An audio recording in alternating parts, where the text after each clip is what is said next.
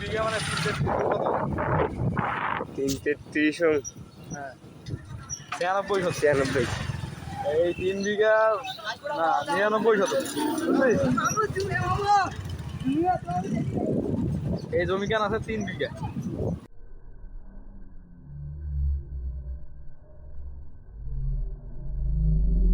মানে 1 একর জমি আছে এইখানে